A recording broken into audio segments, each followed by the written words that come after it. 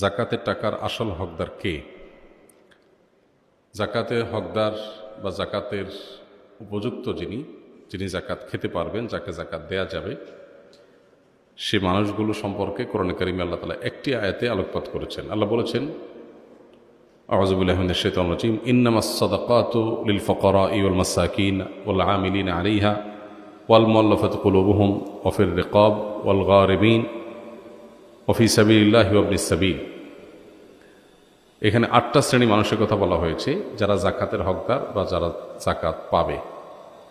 সে ৮ শ্রেণীর ভিতরে প্রথম শ্রেণী হলেন যারা ফকির। ফকির বলতে যারা অভাবী, তাদের যে উপার্জন হয় সে উপার্জন দিয়ে তাদের দিন বা মাস চলে না, কষ্ট হয়, দেনা হয়ে যায়, টেনে টেনে চলতে হয়। অর্থাৎ তাদের যেটা আছে সেটা দিয়ে তাদের একান্ত বেঁচে থাকার যে নিড প্রয়োজনীয় সেগুলো পূরণ করতে তাদের কষ্ট হয়। এরকম মানুষকে জাকাত দেয়া যাবে। আরেকটা হলো যে আল মাসাকিন, দ্বিতীয় শ্রেণী হলেন যারা কিছুই নেই, একেবারে নিঃস্ব, তাকে তো জাকাত দেওয়াই যাবে। ফকির এবং মিসকিনের সংজ্ঞা নিয়ে ভিন্ন রকমের সংজ্ঞাও আছে, মতপার্থক্য আছে, কিন্তু মোটা দাগে এই দুইটা শ্রেণীর ব্যাপারে কোনো মতপার্থক্য নাই যে জাকাতের হকদার প্রথমত যাদের কিছুই নেই, একেবারে নিঃস্ব তারা, দ্বিতীয়ত যাদের আছে কিন্তু যেটা আছে সেটা দিয়ে তার চলে না।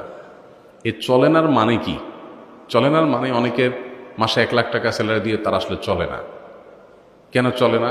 কারণ তার নতুন আরেকটা গাড়ি কেনার শখ আছে, ওই টাকাটা এখনো জোগাড় হয় নাই, তার অভাব আছে। এই টাইপের অভাবই না, খেয়ে পরে বেঁচে থাকা, ট্রিটমেন্ট করা, যেগুলো মানুষের প্রিন্সিপাল নিড, সেগুলো পূরণ করতে পারে না সে। এরকম যদি অভাবী হয়, ধরা যাক তার বেতন ১৫,০০০ টাকা মাসে বা ২০,০০০ টাকা মাসে, ঢাকা শহরে এক রুমের বাসা নিয়ে বাচ্চাদের নিয়ে থাকে, কষ্ট হয়, তার খাবার দাবার আবাসন এটুকুর ব্যবস্থা করতে কষ্ট হয়ে যায়, হয় দেনা হয়ে যায়, আর না হলে অনেক টানাটানি করে চলতে হয়।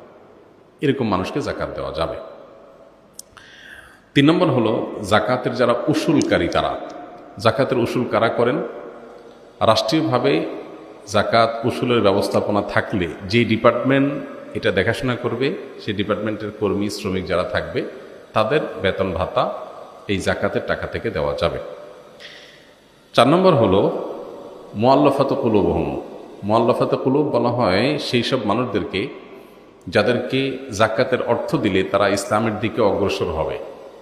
ধরা যাক কেউ নতুন মুসলমান হয়েছে, তাকে জাকাতের টাকা দিলেন ইসলামের উপরে অটল অবিচল থাকার জন্য, অথবা